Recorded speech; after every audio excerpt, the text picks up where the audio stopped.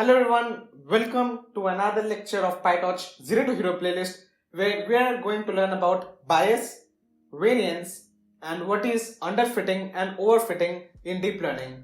So take a pen and paper, grab a hot cup of coffee and let's get started. Alright, so before understanding this underfitting and overfitting, let's first see what is bias and variance. So in simple terms, you can think of bias as an error which simply occurs due to simple model predictions, right? So you can think that the model is too much simplified and that is why it is not producing good predictions on our training data or any data.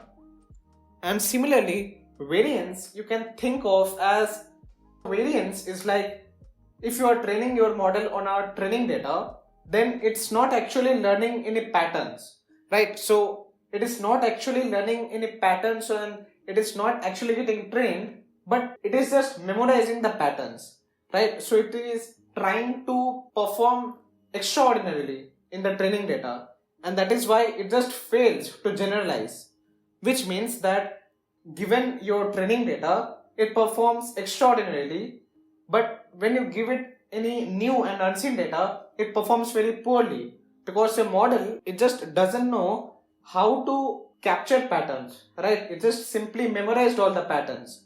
So that is variance. So this bias and this variance, they play a very crucial role in deep learning, and we'll see how it does. So yeah, now let's talk about this underfitting and overfitting. So simply, underfitting you can think of as you have built a neural network which is very simplified, right? So it is a very simple neural network. So example, you can think of a simple neural network as a neural network having just two layers, right? So you built a neural network which has just these two layers, and in two layers there are only these two neurons. So this is your hidden layer 1 and this is your hidden layer 2. So you see there are only two layers, which is this one and this one. And this is an example of a very simple neural network because it is not efficient enough to capture any patterns when you are training it on any data set, right? So that is why it trains poorly on training data. Why? Because it has very fewer parameters, right? So it has very fewer number of parameters. That's why its learning capability, it is very less. That's why it performs poorly on training data and it doesn't learn anything. So you can see that our underfitted model or our underfitted neural network, it simply doesn't learn any pattern while training. And that's why it performs poorly on both our training data and our testing data. So for example, this is an underfitted model. Why?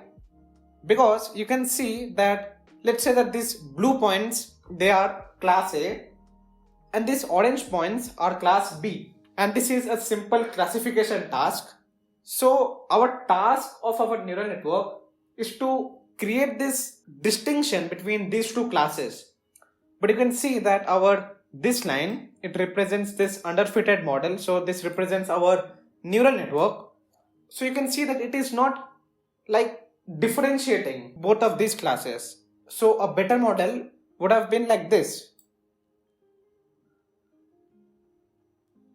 right? You can see that this model, like which I have drawn right now, it is separating the classes, like it is separating most of the points, right? It should not separate all of the points accurately because that will be overfitting.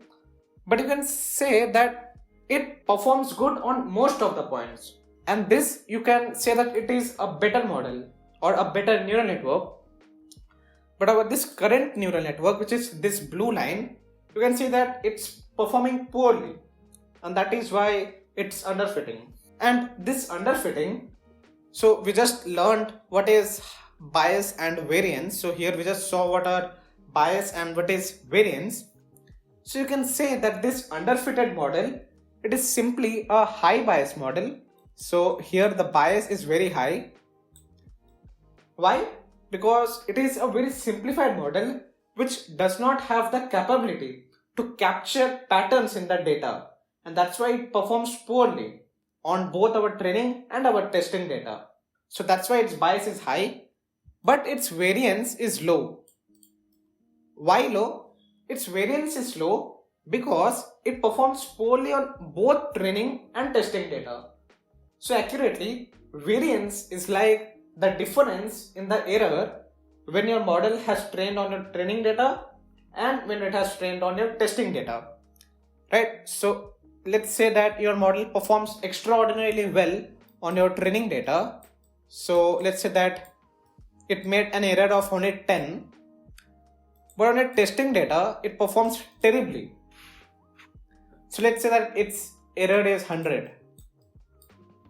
So you can say that its variance is 90, right? But in our case, its variance is low because it performs very badly on both of these data. So the case is like this. So it's like saying that on our training data, it makes an error of 90, and on our testing data, it makes an error of around, let's say, 100. So you can see that its difference is only 10. Right? That's why you can say that its variance is low, but its bias is high. And that's what an overfitted model is.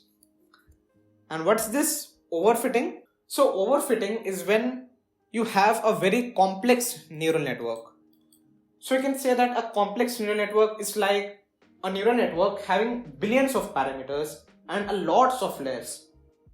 So in that case, when you train your neural network on any data, it tries to memorize the patterns in the data.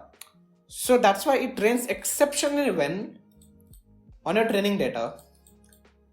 But what actually happens is that your neural network, it doesn't learn any patterns, meaning that it doesn't learn how to capture patterns in the data. Instead, it just learns or it just memorizes the patterns, right? So it doesn't learn how to solve problems. Instead, it memorizes the solution to our problem. And that's why when you give it a new problem, it performs terribly because it doesn't know how to solve a problem. It just memorized the solutions to the problem, but it never learned how to actually approach it and how to solve it. And that's why it performs exceptionally well on our training data, but poorly on our testing data. So that's why you can say that although its bias is low, but its variance is high. Why bias is low?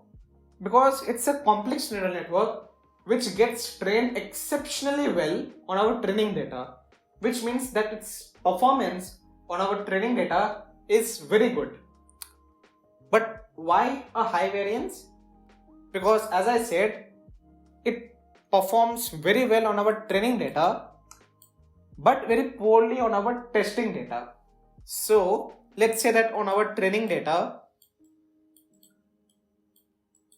its error is only 5, but on our testing data, its error is like, let's say, a 50. So you can see the gap, which is 45. So that is why you can say that it has a high variance, which means that it performs good on this training data, but very poorly on this testing data. And that's why its variance is high. So you can say that an overfitted model looks like this, which you can see that it is separating all these points very accurately on this training data, right? But when you give it a test data, like when you give it a new and unseen data, it performs poorly because it just memorized this pattern. So let's say that you give it a new testing data which looks like anything, then it just simply draws this pattern or a pattern which is close to this pattern, not caring about how the data actually looks. So that is the problem of overfitting, where your model, it doesn't learn patterns, instead it just memorizes them. And that's why its performance on our training data is very good, but it performs terribly on our testing data. So what does an optimal model or an optimal neural network looks like? So these are some of the points. Number one, it has optimal number of layers and neurons, which means that it is neither too much simplified nor too much complex. So it has an optimal number of layers and neurons. Number two, it uses normalization layers in its architecture. So what are these normalization layers?